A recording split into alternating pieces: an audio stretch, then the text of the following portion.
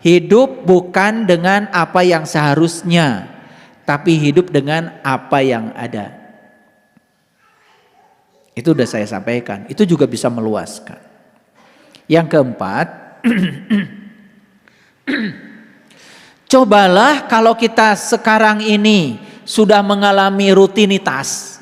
Misalkan sholat udah rutin, tahajud sudah rutin, bangun malam sudah rutin, ngaji sudah rutin. Coba dicek. Apakah rutinitas itu memberikan kesadaran baru atau kepuasan pada kita atau tidak? Kalau itu tidak, kalian sedang buang-buang waktu.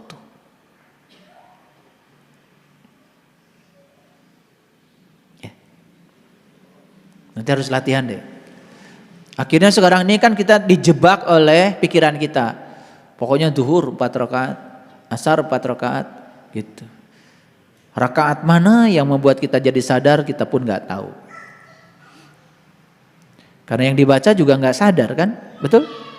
Mulai dari takbir sampai salam itu gak sadar. Pokoknya alhamdulillah geus beres sholat. Nah kalau itu terjadi, tolong diperiksa. Kalau itu terjadi sebetulnya kita sedang buang-buang waktu. Cobalah, saya bukan ngajarkan ini ya. Cobalah sesekali sholat itu tidak usah cepat-cepat. Gitu. Dinikmati. Ya. Walaupun mungkin dari 4 rakaat itu sholat duhur yang dinikmati 1 rakaat itu lebih bagus dari 4-4-nya tidak dinikmati. Dinikmati mulai baca takbirnya dinikmati. Akbarnya Allah tuh karasa. Waktu baca doa iftitah tuh terasa. Inni wajjahtu wajhiya lillati, karasa. Menghadapkan wajah batin kepada Allahnya itu terasa. Syukur-syukur kalau udah bisa. Bukan terasa lagi nyata. Wajah Allah nanti aya payuneun. Keren eta mah. Waktu bilang inna sholati wa nusuki wa mahyaya wa mamati lillahi rabbil alamin la syarikalah wa bidzalika umirtu wa ana awalul muslimin. Bergetar tuh seluruh sel dalam tubuh. Bagaimana kalau tidak 1 rakaat, saya hanya ingin fokus aja di doa iftitah, itu bagus daripada tidak sama sekali. Rek domen teh doa iftitah nawe. Allahu akbar kabira walhamdulillahi katsira wa subhanallahi bukratan wa asila.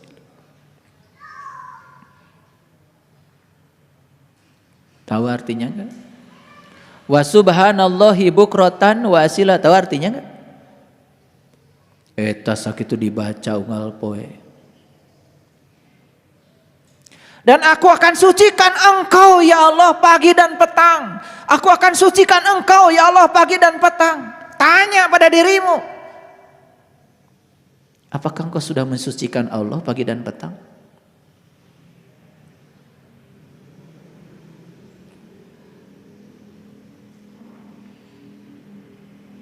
Gimana cara menyucikan Allah? Sudah tahu caranya? Allah itu gak perlu disucikan, dia udah maha suci. Yang perlu disucikan itu adalah dirimu, jiwa-jiwa yang ada dalam dirimu. Gimana cara menyucikannya? Tenggelamkan jiwamu itu yang namanya nur insan itu pada Nurullah dan Nur Muhammad. Makanya harus tahu cara meniti ke dalam diri minimal pagi dan petang. Jadi tidak mungkin piring bisa disucikan kalau tidak ditenggelamkan dalam air. Moal bersih lamun tadi kucuburkan kanu cai mah.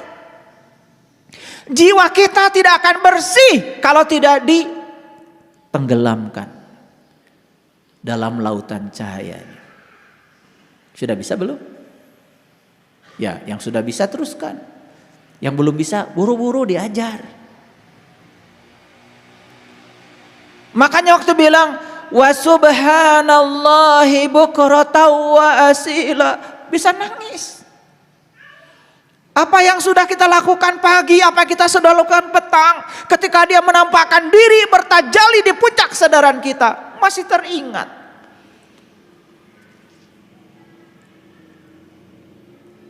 Itu baru sampai situ aja udah nangis. Baru Allahu Akbar kabira walhamdulillahi katsira wa subhanallahi bukratan wa asila. Aduh, itu aja udah berat. Apalagi kalimat berikutnya, inni wajhtu wajhiya lilladzi fataras samawati wal hanifa wa ma ana minal musyrikin. Aduh, itu pengakuan yang luar biasa. Sesungguhnya aku bukan orang-orang yang musyrik lagi ya Allah. Aku tidak menduakan Engkau lagi ya Allah. Malu ya habis sholat. Masih mencemaskan rezeki. Masih mengkhawatirkan hari esok. Masih takut kekurangan. Padahal baru aja bilang, wa ma ana minal musyrikin. Abdi masanes jalmi musyrik deui ya Allah. Tidak menduakan Engkau, tidak selingkuh lagi kepadamu. Hanya Engkau tujuanku ya Allah. Hanya Engkau, aku yakin kehadiranmu sudah cukup bagiku. Tapi masih ragu-ragu. Kacau sholatnya kayak gitu. Tambah lagi, lebih kacau lagi. Bilangnya inna sholati wa nusuki wa mahyaya wa mamati lillahi rabbil alamin la syarikalah. Wa bizalika umirtu.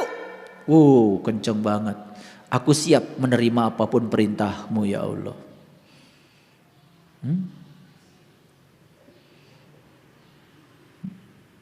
Itulah hidup apa adanya itu sebetulnya menerima perintahnya dengan tulus. Hidup dengan apa yang seharusnya itu sebenarnya kita sedang melawan perintahnya. Kudu nage lain kitu. Itu melawan. Ya. Nah, para sahabat, mumpung masih sehat, coba aktif. Aktif.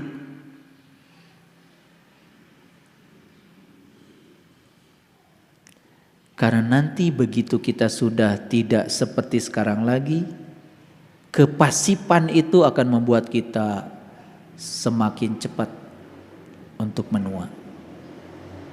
Makanya saya sering mengatakan mumpung masih ada waktu. Mumpung masih ada waktu. Karena Nabi Muhammad mengajarkan jagalah mudamu sebelum datang masa tuamu. Kan gitu. Jadi artinya bukan terus harus muda, bukan. Tetapi maksudnya ya jagalah mudamu sebelum datang masa tuamu itu, mumpung masih bisa melakukan sesuatu, lakukanlah sekarang. Mumpung masih diberi kesempatan untuk bisa nembah jati pagi petang, lakukanlah sekarang. Mumpung masih ada waktu. Mumpung masih sehat.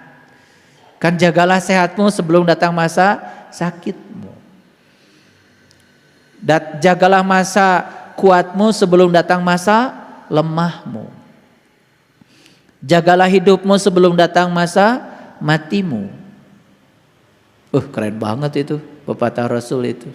Sebetulnya beliau ingin memberikan satu pesan yang sangat tajam ya kepada kita untuk memanfaatkan kehidupan. Selanjutnya, ingat, potensi kita itu tanpa batas. Catat itu. Potensi diri kita itu tanpa batas. Semua batasan-batasan berasal dari diri palsu kita. Sekarang saya katakan potensi kita itu tanpa batas. Jangan dibatasi. Kalau kita sudah menyadari yang 6 tadi, saksikan saya. Kita bisa meraih apapun dengan upaya yang sedikit. Kita bisa meraih apapun dengan upaya yang sedikit. Tidak usah kerja keras. Jadi mohon maaf, ada orang yang untuk makan saja sehari perlu kerja keras. Itu ada yang salah. Orang yang sudah berada di kesadaran ini menjalankan yang 6 tadi. 1 berbagi, 2 mengungkapkan cinta, 3 bisa menerima yang ada, yang keempat bisa mendapatkan pemuasan dalam hidup, bukan sekedar rutinitas. Yang kelima, kesehatan dia itu digunakan untuk aktif. Yang keenam, dia sadar dengan potensi yang tanpa batas pada dirinya. Maka dia akan dapat yang ketujuh. Apa itu? Yang ketujuh adalah dia akan meraih apapun yang diinginkannya tanpa harus bekerja keras. Bisa. Bisa, sangat bisa. Baik, kita lanjutkan. Baru ayat yang pertama. Alam nasroh laka sodrok. Sudah diluaskan sekarang kesadaranmu? Sudah sadar sekarang? Sadar kalau diri saya potensinya tanpa batas. Sadar, oh sebetulnya meraih sesuatu tuh gak perlu kerja keras loh. Gimana caranya? Kesadaranmu. Gunakan kekuatan positif yang ada pada dirimu. Banyak gak orang yang untuk meraih sesuatu itu harus bekerja keras? Banyak? Itu karena dia kerja pakai otot. Ada gak orang yang kerjanya pakai otak? Itu juga kerja cerdas, tetapi hasilnya masih pas. Ada kerja yang hasilnya tanpa batas. Apa itu? Kerja pakai kesadaran. Itu namanya kerja ikhlas. Makanya kalau hasilnya ingin tanpa batas, kerjanya harus kerja ikhlas. Gimana cara kerja ikhlas? Itu belajar.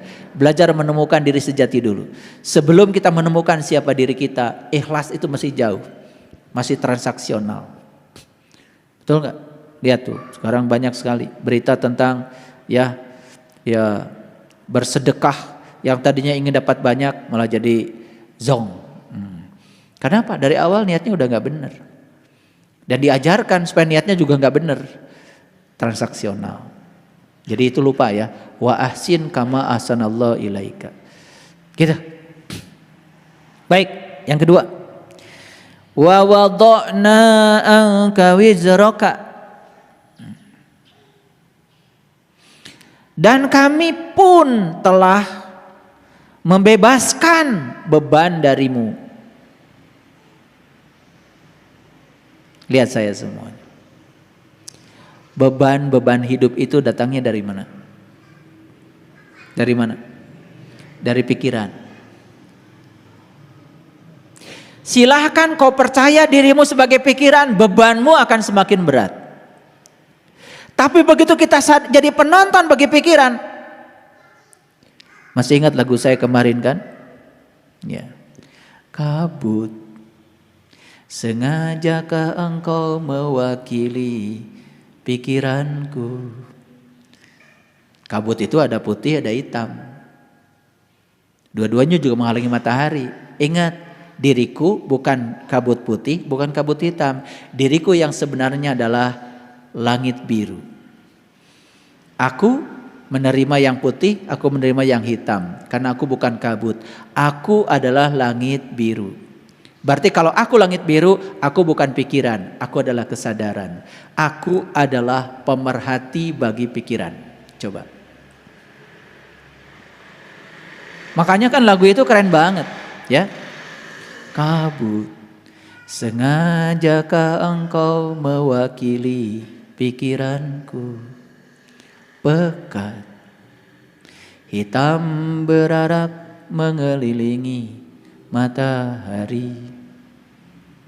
Jadi begitu kita jadi kabut, ya sudah.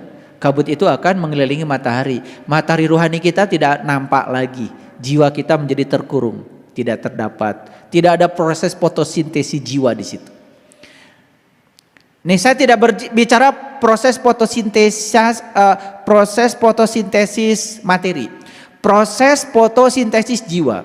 Mataharinya bukan matahari itu lagi, matahari rohani yang ada di sini. Kalau sudah caang di sini, proses fotosintesa jiwa hadir, maka seluruh tanaman jiwa, kesabaran, kearifan akan muncul.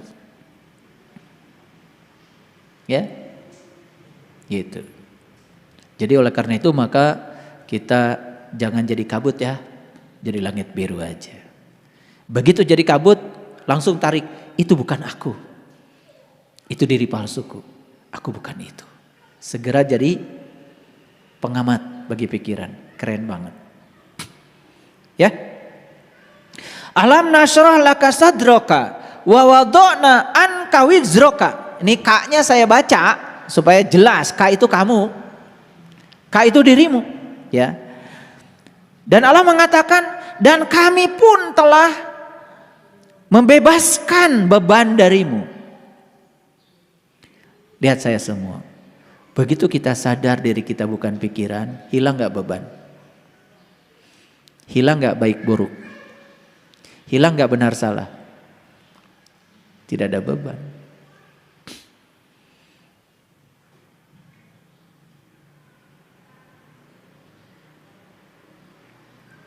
Jadi sekarang saya ulangi lagi, beban berasal dari apa? Dari diri yang mengidentifikasi diri sebagai pikiran. Lihat ya, semua orang, mau pejabat, mau rakyat, mau kaya, mau miskin, belum tentu bahagia loh. Belum tentu.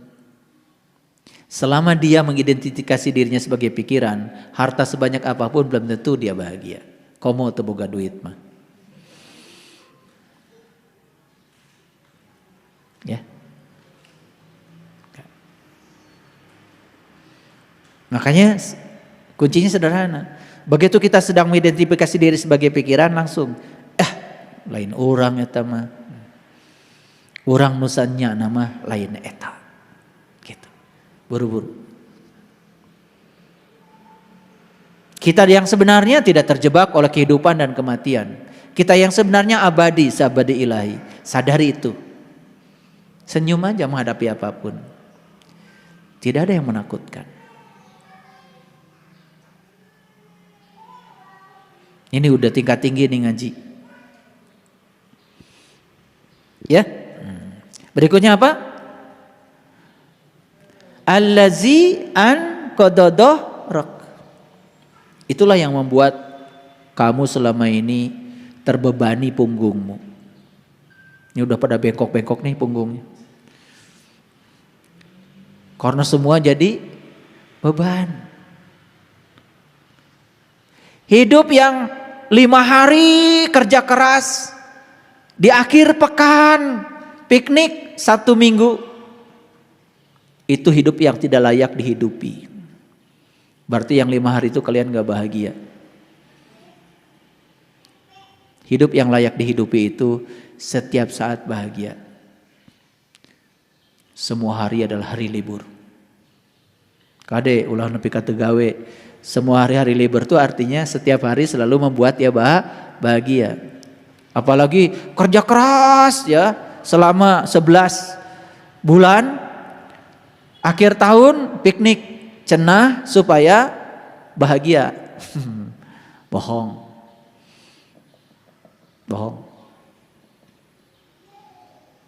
Piknik mah piknik we iraha wae. Da teu kedah jauh piknik mah. Ke Jelekong aja piknik tuh.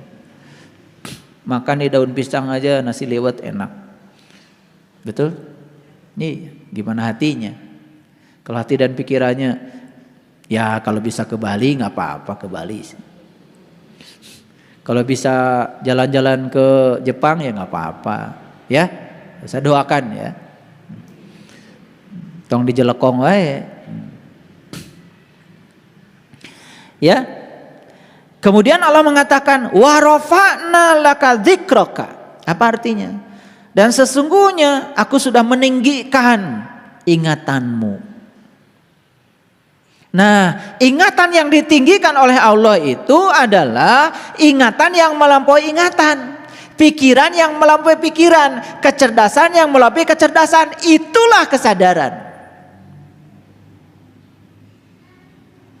Kalau baca di sini ya, terjemahan yang ada, wa rafa'na laka dzikraka, apa artinya katanya?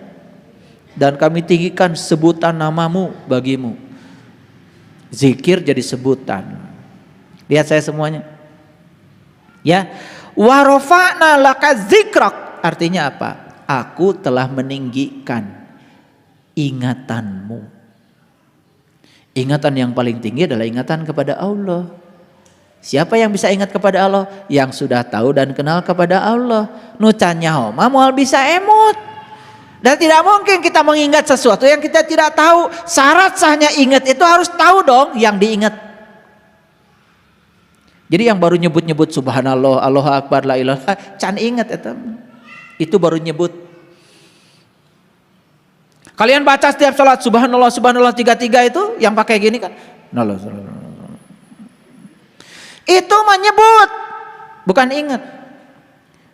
Kalau nyebut mah ada suaranya di dia tah. Kalau ingat mah enggak ada suaranya, di batin. Coba sekarang ingat sama orang tua kita. Ada suaranya? Tuh, ingat mah nggak ada suaranya. Aneh, bilangnya ingat, tetapi ada suaranya. La ilaha illallah, la ilaha. Eta naon? Nyebut. Nah, jadi ingat. Itu bukan zikir, itu mah wiridan. Apakah orang yang wirid itu ingat sama Allah? Belum tentu. Dan nu ingat mah tara ribut.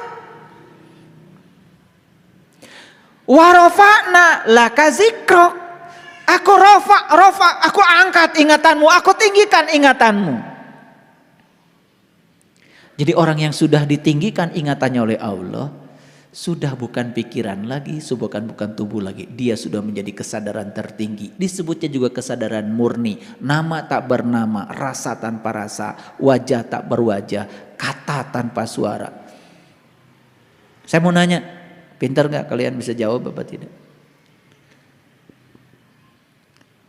Allah itu diam atau berbicara? Ari Allah teh diam atau berbicara? Ya? Allah tuh menyebut dirinya juga al-mutakaliman, yang maha berbicara. Allah itu mutakaliman, yang maha berbicara. Allah itu tidak diam. Allah itu berbicara setiap saat. Cuman kata-katanya tidak bersuara, tetapi terdengar. Dan siapa yang bisa mendengar Allah? Yang sudah hening pikirannya. Awas ya, yang sudah hening pikirannya. Makanya belajar mengheningkan pikiran disebutnya mengheningkan cipta. Iya, mengheningkan cipta salah. Mari kita mengheningkan cipta buat para arwah pahlawan yang telah gugur mendahului kita. Al-Fatihah. Lain mengheningkan cipta eta mengadoa. Atau jadi ribut ya pikiran maca Al-Fatihah. Kumaha pasalia. Mengheningkan cipta mah hening we teu macana naon. Ya mas, saya suka perhatikan ya kalau upacara teman-teman di kampus. Bismillahirrahmanirrahim. Nah, mendingan cipta jadi ribut gitu. Hening cipta itu berarti ciptanya hening. Tuh mikirna naon, tuh macana naon. Atau reka doa mengadoa we tawasul ngaranna baca Al-Fatihah buat para arwah pahlawan yang telah gugur mendahului kita sebagai penghormatan kita. Mari kita akan bacakan Al-Fatihah. Al-Fatihah gitu. Eta mengadoakeun make Al-Fatihah. Sanes mengheningkan cipta. Tapi da sok narurut teh geuning. Mari kita mengheningkan cipta buat para arwah pahlawan yang telah gugur mendahului kita. Al-Fatihah narurut. Saya mah tara nurutan. Da mengheningkan cipta. Hening we cipta teu macana naon. Kuduna ge kitu. Tapi da biasana ge kitu nya. Raresep aya nurutkeun teu puguh teh. Kita mengheningkan cipta, dar ciptana teh mikir. Ari maca Al-Fatihah emang teu mikir?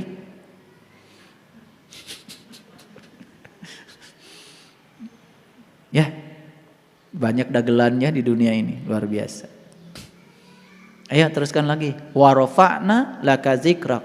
Saya tanya para sahabat semua, ingin gak ditinggikan ingatannya oleh Allah? Ingin? Kalau ingin ditinggikan ingatannya oleh Allah, satu, temui dia setiap saat. Nyambung? Nah, sudah pernah dengar kajian An-Nasrah? Belum. Sudah gitu, baru hari ini. Ya, maka fa inna ma'al usri yusran, inna ma'al usri yusran. Di balik semua kesulitan itu ternyata disitulah adanya kemudahan. Di balik semua kegelapan itu disitulah adanya cahaya. Di balik semua ketidakteraturan itu disitulah ada keteraturan. Di balik semua kekacauan itu disitulah ada rekonstruksi. Jadi oleh karena itu, jangan membenturkan segala hal yang paradoks. Mitrakan. Di balik kegelapan itulah cahaya itu adanya.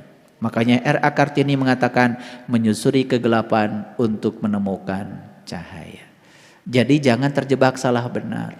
Ya, gak apa-apa. Seburuk apapun masa lalu kita, itu yang telah mengantarkan kita menjadi kita yang hari ini. Teu aya nu lepat, teu aya. Nu lepat pemikiran orang, sok nilai salah bener. Ya, gak ada yang salah, gak ada yang salah. Semua baik-baik saja. Ya, faida farogta fansab wa ila rabbika fargob. Selesaikan masalah satu persatu kalau ada. Insya Allah. Puncak dari semua masalah kan pulang kepada Allah. Betul nggak? Nuraos dikantunkeun, nuturaos juga dikantunkeun. Kan puncaknya hidup mah wih ka Allah. Tah. Jadi kalau kita menelusuri Quran surat An-Nasrah tadi, kita dapat pesan spiritual yang luar biasa. Pertama pesannya, sadar bahwa sesungguhnya diri kita yang sesungguhnya bukan pikiran. Begitu kita bercokol di pikiran, kita akan merasakan hidup sebagai beban. Punggung kita menjadi berat memikul beban itu.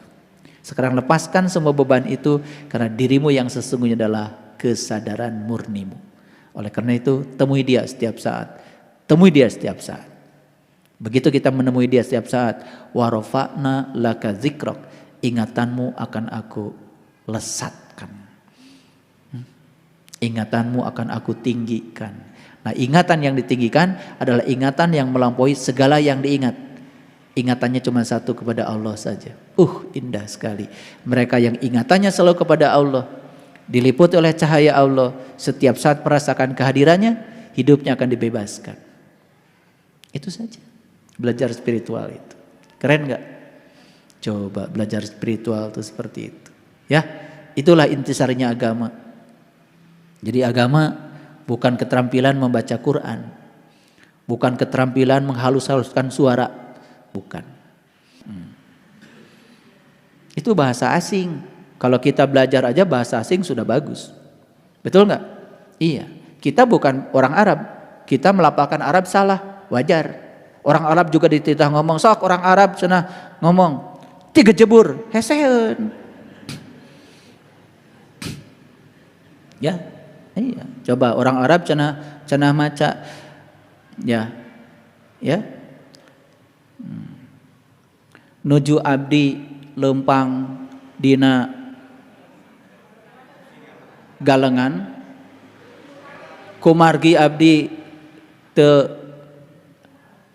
biasa lempang di galengan, abdi 3 jebur. Heseun. Betul nggak? Heseun. Jadi kalau ada orang lain belajar bahasa kita salah, wajar. Kita juga belajar bahasa orang lain salah, wajar. Jangan percaya yang nakut-nakutin. Oh, salah bacana asup neraka. Tong percaya, saya tak ada encan pernah ka ditu. Jadi oleh karena itu maka belajar agama itu harus pakai akal. Ya.